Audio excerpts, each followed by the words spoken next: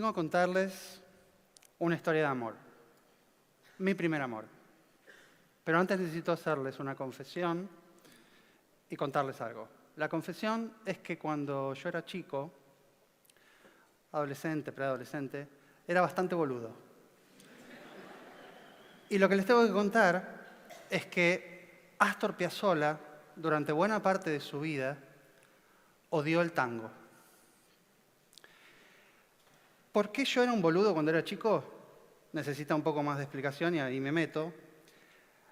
Toda la vida nunca me sentí identificado con nada que tenga que ver con la Argentina. La música, la literatura, el cine, la política, los medios, todo me parecía berreta, tercermundista, un bajón por donde lo mires. Entonces me volqué, tenía la posibilidad, fui a un buen colegio, tuve buenos profesores. La literatura era Walt Whitman, la música era Charlie Parker. Un snob bastante pretencioso y con 15, 16 años. Insoportable. ¿Sí? A todo esto terminé el colegio y había decidido que quería estudiar cine. El cine siempre fue un santuario para mí y dije, esto es lo que quiero hacer. Teniendo la posibilidad, me fui a estudiar a Estados Unidos. ¿No? En Estados Unidos empecé la facultad, todo el chiste de las fraternidades, los deportes, el colegio, todo lo que se ve en las películas y yo estaba pasándola fantásticamente bien. Pasa el tiempo, me mandan a mi casa a ver películas, no podía estar más feliz. En eso viene en uno de sus viajes a visitarme mi papá. Yo tenía que hacer un trabajo para la universidad y tenía que comprar un par de discos y unas películas y los llevé a un Virgin Megastore, que ya no existen más, pero en su momento todavía estaban. Y eran 4 pisos de cine, literatura, música. Mi viejo es un tipo bastante especial, nosotros nunca nos hemos llevado muy bien. Y él es arquitecto, pero podría haber sido ingeniero, ¿no? Es un tipo... perdón a los ingenieros. Pero bueno. Entonces, yo vi 2 películas en el cine con mi viejo. Lo llevo, muy compañero en algunos casos, y me acompaña. Estuvimos como 3 horas deambulando por las bateas. Mi viejo tuvo una cara de ojete fuerte, digamos, ya no sabía qué hacer para escaparse. Y al final, ya 2 horas y media entradas en el Virgin Megastore, levanta un CD, 3, 4 bateas por allá, y me dice, esto es música, no lo que escuchás vos. ¿Se acuerdan que le dije que era bastante boludo, no? Entonces lo miro a mi viejo, casi condescendientemente, y le digo, educame, para eso sos mi padre. Entendió la indirecta, vino con el disco, hicimos la cola y me lo regaló. Así como me lo dio, lo metí en la guantera del auto y quedó perdido durante 6 meses. Una vuelta, camino a la facultad, no me acuerdo bien por qué, pero revolví la guantera y encontré el disco. Ya cansado de escuchar lo que sea que estaba escuchando, le di una oportunidad. Lo puse y pasó algo tremendo. El disco era La Camorra.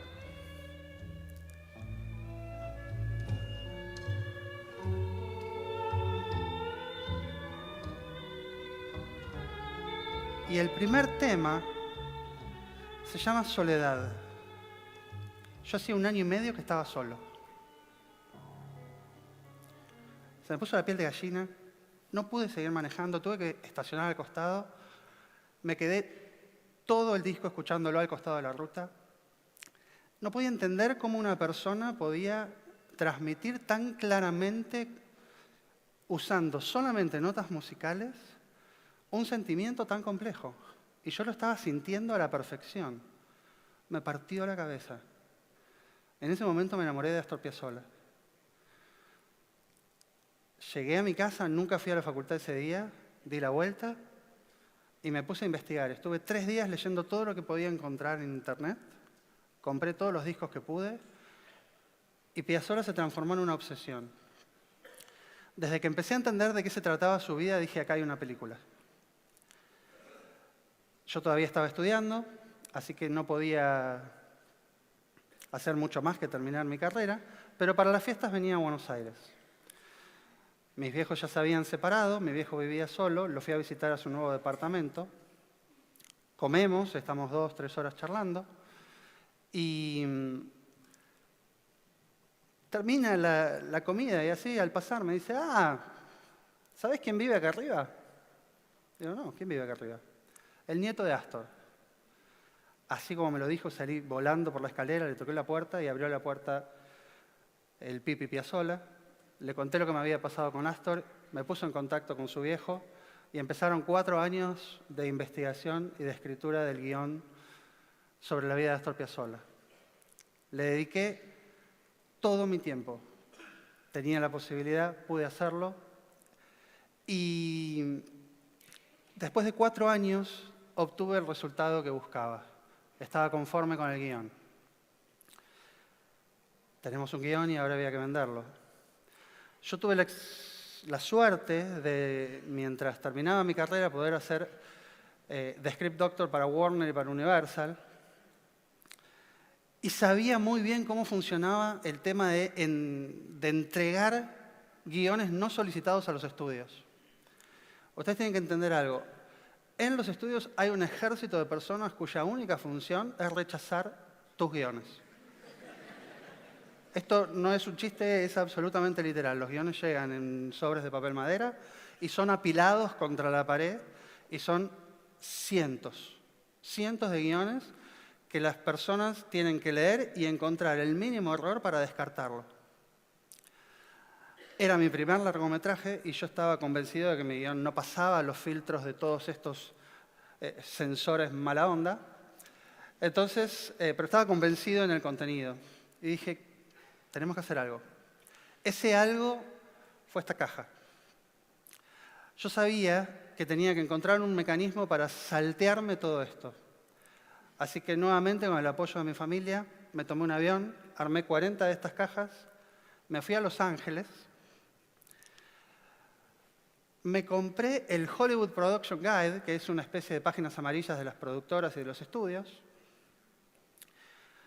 Pasé 3 días en un Holiday Inn leyéndola y seleccionando. Tenía solo 40, eran 40 tiros en más de 2.500 datos. Tenía cierta información, hice la tarea y después pasé 3 días más en el auto llevando las cajas personalmente a cada una de las oficinas. De 40 cajas tuve 37 respuestas. Desde Anthony Hopkins, Edward Norton, Ang Lee, Jorge Calandrelli, Eugenio Zanetti. Los argentinos eran una obviedad. Yo sabía, por ejemplo, que Clint Eastwood era un fanático enfermo del jazz y que amaba la música de Piazzolla. Hice la repartija por todo Hollywood de las cajas y empezaron las reuniones. Una de las grandes, una de las primeras que yo estaba muy contento que lo había logrado, era un productor muy importante que cuando llego a su oficina tenía 3, 4 Oscars, 4 o 5 Globos de Oro. Yo dije, estamos muy cerca. El Oscar siempre fue un deseo. Ok, ahí veo 2 o 3. Pensé en llevármelo, dije, no, mejor no. Y empezamos a charlar. El productor se entusiasma, le encanta lo que escucha, le parece fascinante el proyecto. Estamos 2 horas hablando.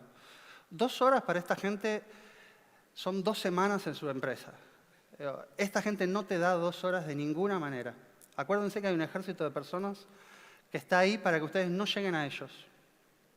A medida que estábamos avanzando con la entrevista y yo veía que venía bien, en mi mente ya estaba escribiendo el discurso para la entrega de los premios Oscar. Ya está, listo. Qué fácil que fue todo esto.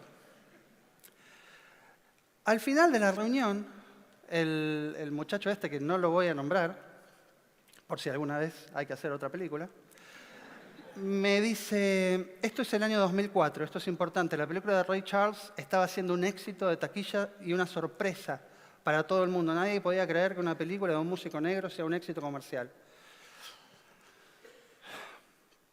Me dice, tenemos que capitalizar en el éxito de Ray. Digo, por supuesto, le digo yo, claro que sí.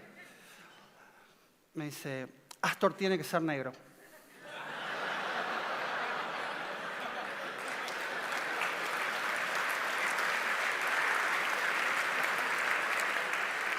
Yo le digo, el Oscar se iba. Digo, pero no lo inventé yo. No depende de mí, no era negro. No te preocupes, me dice, acá no lo conoce nadie. Ok, me fui, por supuesto. Después tuve otra reunión con otro productor de otro gran estudio, de vuelta, 2 horas, fascinados, el proyecto era fantástico. Yo ya estaba un poco, ¿viste? Dije, bueno. Y me dicen, mira, mi único tema, me dice el productor, es que no es una película que esté pensada para los chicos. Digo, y sí, no. ¿Los chicos qué serían los chicos? Digo, ¿no? Adolescentes. Bueno, le digo, no. Eso no te preocupes, yo lo soluciono. Y ahí dije, se cagó. Ok, le digo, ¿cómo lo solucionamos? Yo soy muy amigo de Britney Spears, ella va a hacer la música.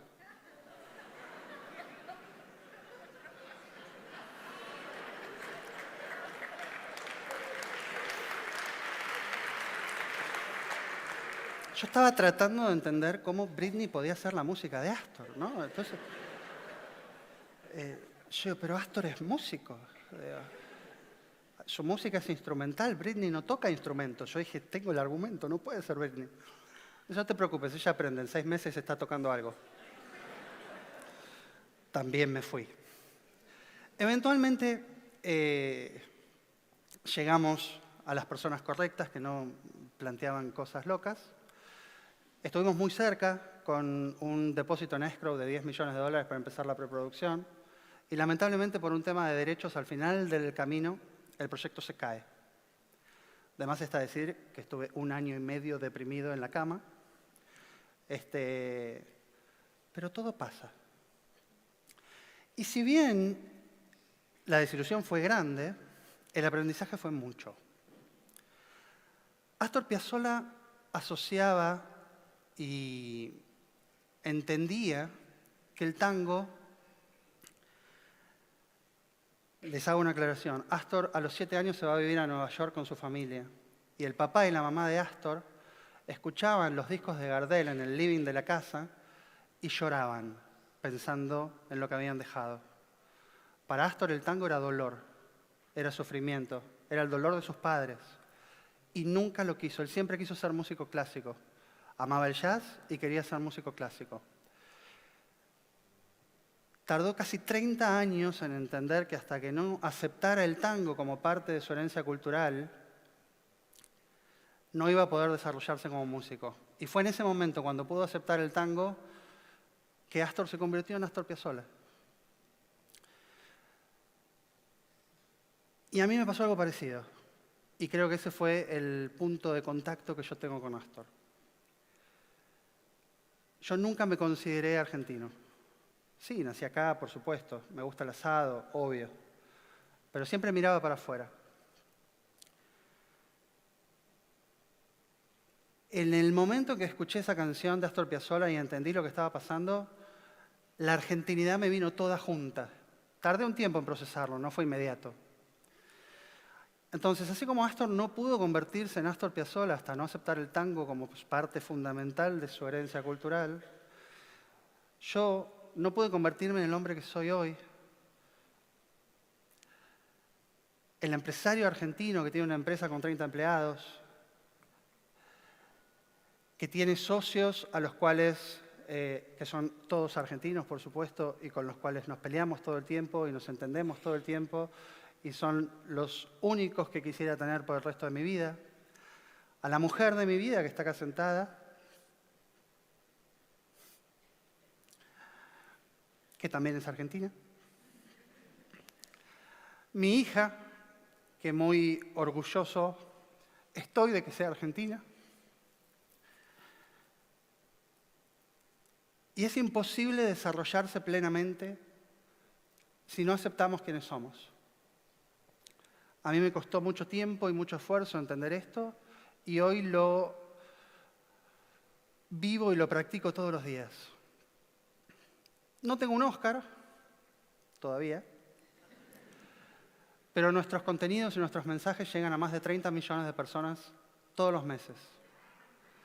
Somos una agencia de comunicación argentina que produce contenidos para todo el mundo, incluido la Argentina. Y desde ese lugar solo puedo decirles que Astor me devolvió mi argentinidad y solo pude aceptarla cuando pude aceptar el regalo que me hizo mi padre en la forma de un CD. Gracias.